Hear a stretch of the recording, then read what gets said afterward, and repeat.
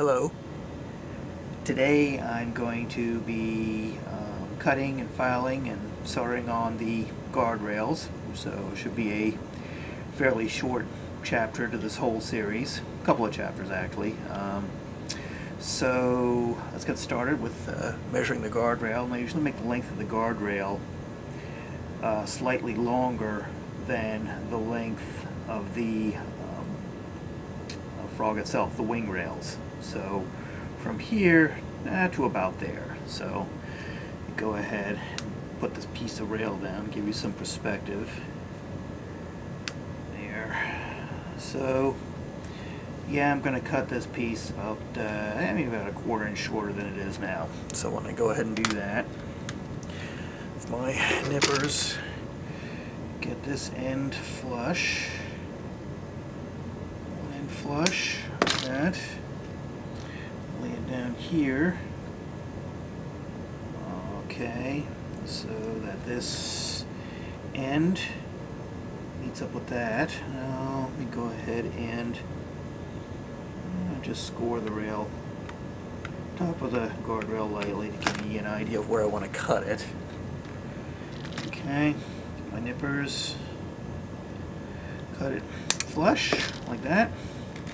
Yeah, I'm going to take another piece of rail, go ahead and cut the same length, the guardrails to be the same length on both sides. So go ahead, match them up, get the length, cut, oops, okay, here we go. There, about the right size. So alright, now what I'm going to do is file an angle on these guardrails here.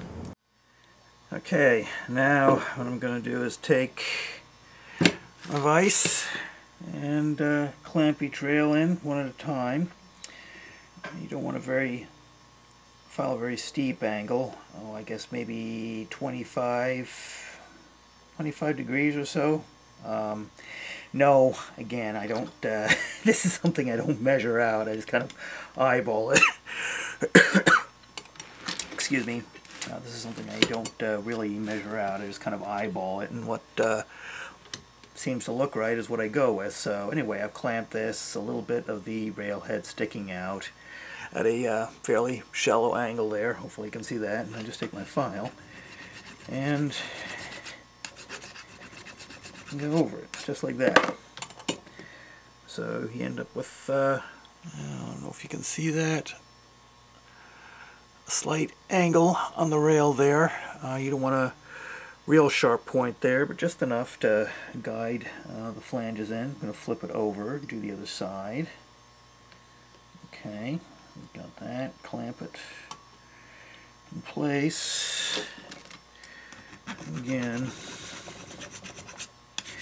file away, and you don't have to file all the way down flush with the vise, just enough where, and you can tell when you've filed enough for the rail head off. You can see it start to get shiny there. I don't know if you can see that in the light. Maybe you can. You can probably see it a little bit, where the part that I filed away actually starts to get a little shiny, so it means I've taken some of the rail head off, and that's probably enough. So okay, you go ahead and eyeball that, and that looks good. Let me go do the other one and clamp it in.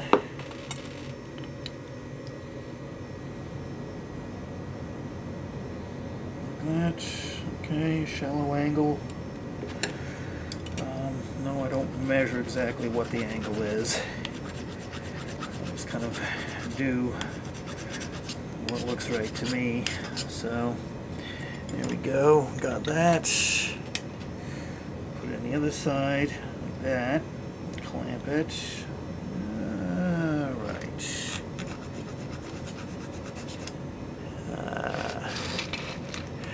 Move this over, file it a little bit more.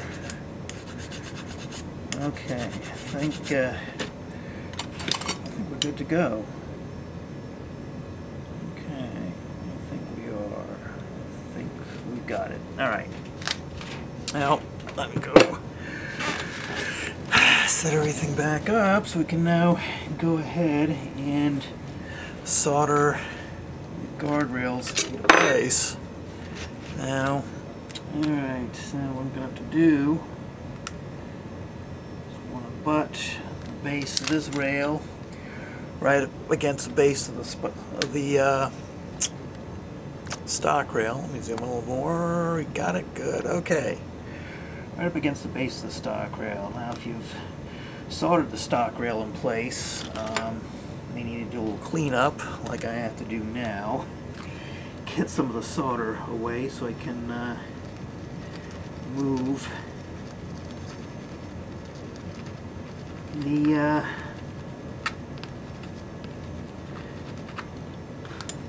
put the guardrail in place. Okay, I've got that. Clean that up a little bit. And that's something you want to keep in mind when you're soldering down your long stock rail here, is that you may want to leave these parts unsoldered to accept the guardrail, which I did not do. So